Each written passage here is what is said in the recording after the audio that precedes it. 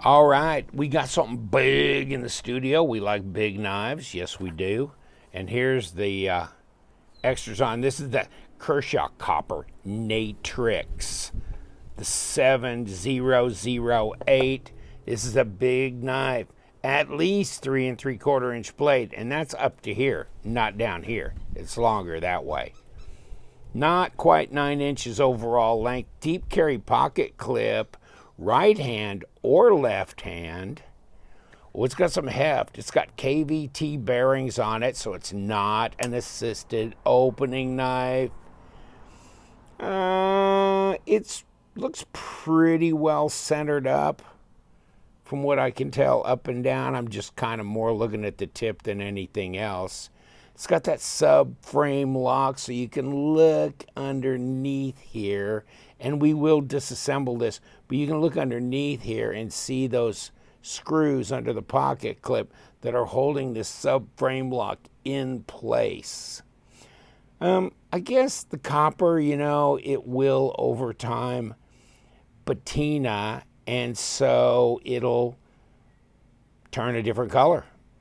I guess that's the charm of the copper. I hope it's not the smell it leaves on your hands, and I hope the charm is not the weight. This is, by the way, is a D2 blade, which I'm thinking I might want to get tested for HRC, for Rockwell hardness. And there's the lockup. Man, that's really, really a strong lockup. That's a big old dog. Let's test the blade out a little bit. Okay, 3mm blade stock at 0.12 overall, 0.51 of an inch at 13 millimeters. So pretty standard size as far as thickness goes here, and contoured.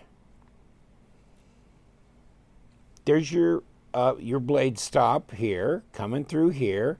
Obviously, this is the octagonal, so hopefully it holds everything in place. We can just unscrew that right there. Look like little number 6 screws on the body. Stonewash blade with these fullers that run full length off of there. But no, I've always liked the Matrix, or the Natrix. Wow, getting into Microtech there. Natrix, because it's so much like the ZT777, and I guess they'd be tempting to replicate that if they did CPM 20CV on this, like they did on the Dividend, the Knockout, the Link, those kinds of knives. They've done upscale steel on as well, so, and the bare knuckle. So if they did that and then put titanium here, I guess you got the 777. But no, they haven't quite gone that far, although wouldn't this be nice in micarta or full carbon fiber, something like that, and keep that subframe lock like that? I mean, that's the whole point of that Natrix right there. And you can see 3 3/4 inch down here, close to 4 at the back of that choil, and overall length 8 5/8 at 22 centimeters.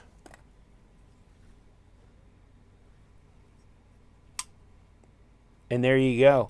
The ergos are fine on this. You got this thumb ramp with some jimping on it. And will the knife be a knife?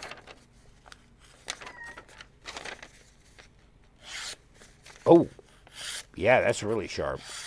I can tell that's really sharp. Very little resistance going through that paper. The design flows really good on this knife, all the way here, all the way in here. So yeah, they used all the handle they could use. Fit and finish is fine. You got this little back spacer here. It's kind of a suspended or floating back spacer. Looks like it's G10, black G10.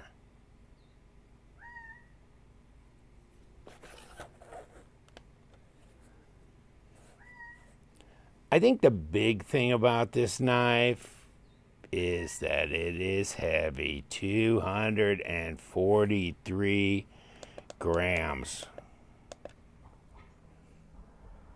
8.6 ounces basically. That's a lot.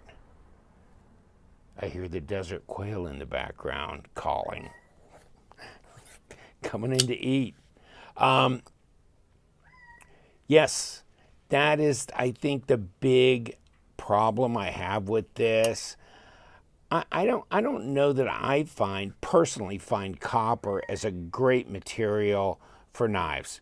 It smells like copper pennies. I'm not really attracted to that smell. It patinas over time. Okay, that's fine. But micarta, G10, carbon fiber, now they got the layered G10 carbon fiber that they machine and exposes colors and different patterns is really nice. And this, to me, just makes this knife so incredibly heavy. And I believe that the other XL Natrix are not D2 steel. It'd be really nice if they kick this up to at least a Sandvik and put micarta scales on it and sell it for $85. And this one is $89. You can get it on White Mountain Knives. And if you don't mind the heft and you do like copper, then there you go. And there's your specs again, by the way. So, I mean, it's just a really heavy one. And don't forget to use the LTK discount code because that'll give you 10% off, which is going to be about $9 off of there. So that should be very helpful as well. Balance on this knife is right about right here, okay? And so that's not real good. It's further back than it should be, and of course that's because the handle is so heavy. Not great. Detent is strong on this. Okay, that was my attempt to fail the knife.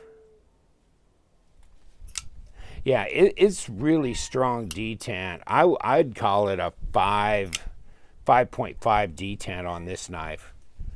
It's pretty strong. So if you like a snappy detent, there's no question that this is snappy.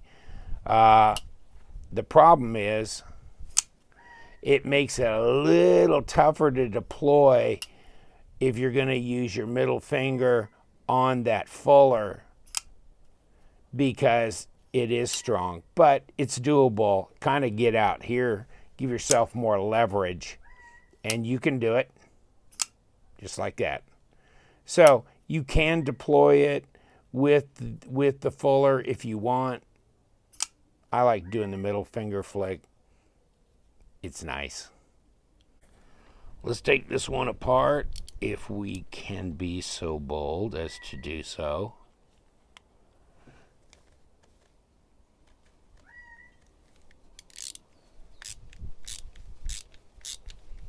I think we cut her loose. Whew. She was locked down pretty good though. I don't see any thread locker on there, but it was definitely cranked down. And these are, yeah, not number 8s.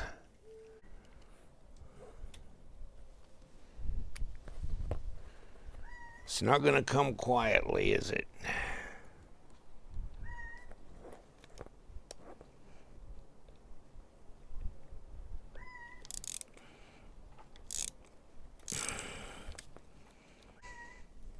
And there it unscrews from the other side. And it's out.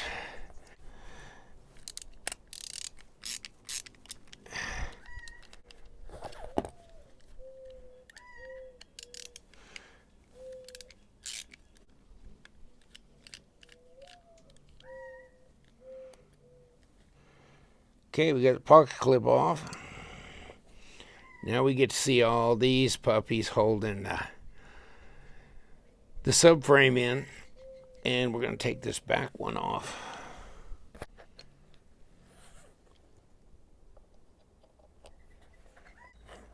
So finally we get this thing apart. Thank goodness for small favors. And it still hasn't completely given up the ghost. Thank you very much. Finally. Wow, that's disappointing. You have to hold both of the screws in place to break them loose on the body because they just spin, and that's, I don't know. There's so many other knives that cost so much less that come apart so much easier. It's yeah, not a good experience, but oh well. As long as you got access on both sides, you can break them loose. And there's your backspacer, typical black G10. There's a whole lot of copper, and it's weight relieved. And there's the blade. And here's the detent track, and nothing terribly revealing there. Here's your pivot from the lock bar side. And here's the bearings, which are just regular standard bearings. And of course, a little steel washer. Here's the subframe. You can see it's being held in with these 3 screws here. Also, the screws that go through the pocket clip, they're holding that down. And also this right here that has a backspacer or a standoff is also holding that in place. So you got 1, 2, 3, 4, 5, 6 pieces plus this. It's definitely anchored. And weight relieved as well. And it needs to be, because there's just a lot there. Put a blade right back on here.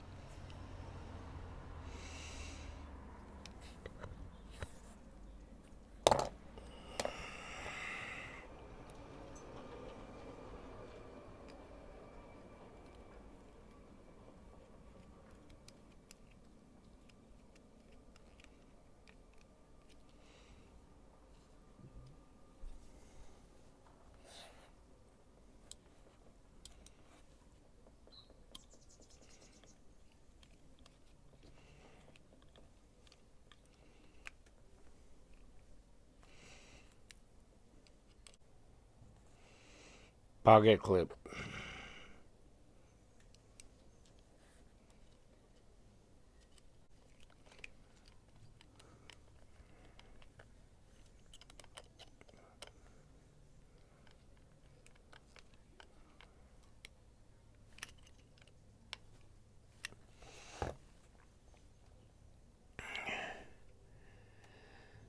I'm assuming that since the pocket clip is reversible, that it's not terribly integral into holding this subframe in place. It looks like you got plenty of other things connecting to fasten that in place, so that this is not that important in stabilizing that. And it looks like we're centered.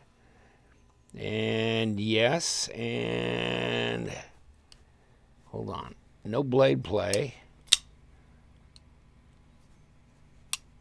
Pretty good action. Copper Natrix XL. It's big. It's heavy. I don't mind the fact that it's big. I do mind the fact that it's really that heavy. 8.6 ounces is just not necessary for a knife like this. I mean, you see the Cold Steel 4 Max or something like that. Okay, it's heavy, but it's a result of the actual materials that are being used that really can't necessarily be lightened up a lot. But this is just adding a lot of weight that doesn't need to be added in a kind of a material that I'm not that excited about putting on scales. But I'll tell you what, there's a lot of people buying copper and brass scaled knives these days. I mean, look on Smoky Mountain Knife Works and what they do with Artisan. I talk to Artisan, they just can't even keep them in stock. They're selling so quick. So, and those are very inexpensive by and large as well. But this is not terribly expensive. Interesting. I'll get a hardness level on that, and we'll report it on a future knife test review.